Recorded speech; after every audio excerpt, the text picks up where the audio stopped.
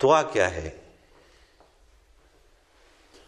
الحمدللہ رب العالمین والصلاة والسلام علی حبیبہ محمد وآلہ وصحبہ اجمعین۔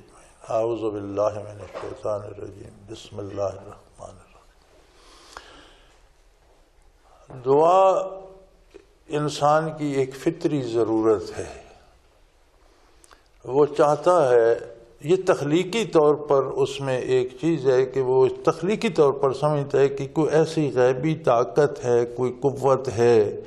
جو میری مدد کرتی ہے، میری نگہداشت کرتی ہے، میری دیکھ بھال کرتی ہے، یا ایسی ہونی چاہیے۔ اب جو نان مسلم ہے وہ اس کی جگہ کوئی اور چیز فٹ کر لیتا ہے، کوئی تصوراتی چیز، کوئی تخیلاتی چیز۔ مسلمان کو پیدائشی طور پر اللہ کا پتہ دیا جاتا ہے، اور وہ اللہ سے وہ بات شیئر کرنا چاہتا ہے، پکارنا چاہتا ہے کہ جو چیز جہاں اس کو کسی مدد کی ضرورت ہے، اس کے باعث باہر ہو رہی ہے، اس کے لیے باعث تکلیف، اس کی بات کرے۔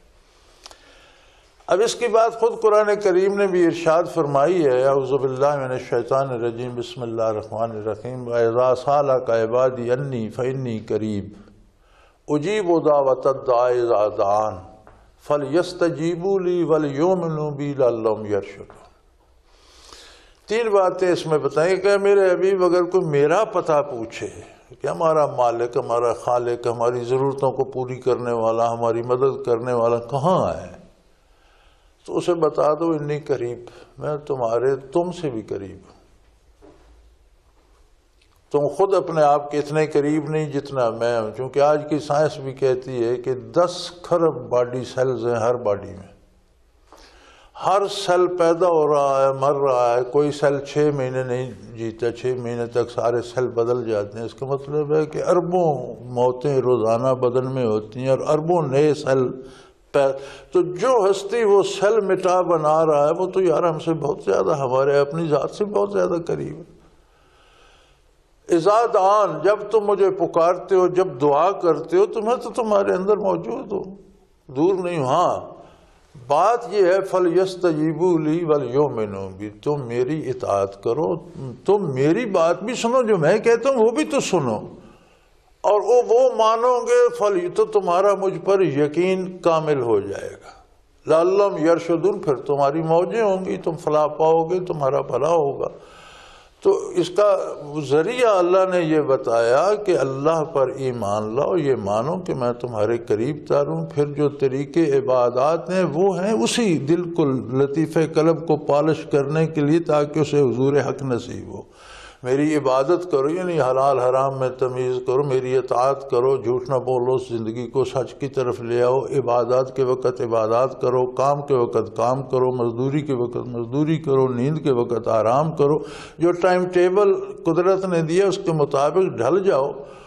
تو تمہاری دعائیں قبول ہوتی رہیں گی۔ اچھا، دعائیں پھر قبول ہوتی ہیں اگر اس کے بتائے ہوئے رستے پر چلا جائے اور اس پہ عمل پیرا ہوا جائے، اور اس کے بعد دعائیں قبول ہوتی ہیں، اس کی کیا شرط ہے کہ یہ اللہ پر شرط نہیں لگائی جا سکتی، یہ طریقہ ہے، سلیقہ یہ ہے۔ ویسے وہ جب کسی کی مان لے تو شرط تو نہیں، یعنی ایک ہوتا ہے کام کرنے کا طریقہ، ایک ہوتا ہے کہ جو حاکم اعلیٰ ہے وہ ایک طریقہ ہے کہ آپ جائیں جی عرضی دیں، کلرک کو دیں، وہ آگے پہنچائے گا، وہ آگے پھر وہ دفتر جائے گی۔ ایک ہے کہ حاکم آپ کو کھڑکی سے دے کے لے وہی درخواست ادھر لے، تو یہ طریقہ تو نہیں نہ ہو سکتا، یہ تو ایک چانس ہے۔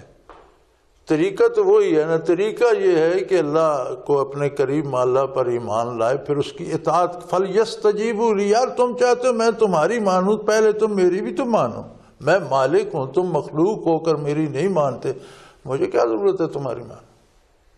یعنی میں نے تو مان کر کرم کرنا ہے، احسان کرنا ہے، تم نے مان کر حق ادا کرنا ہے، تم پر میری اطاعت واجب ہے، میری مخلوق ہو۔ فَلْيَسْتَجِيبُوا لِي، تم بھی تو میری بات سنو،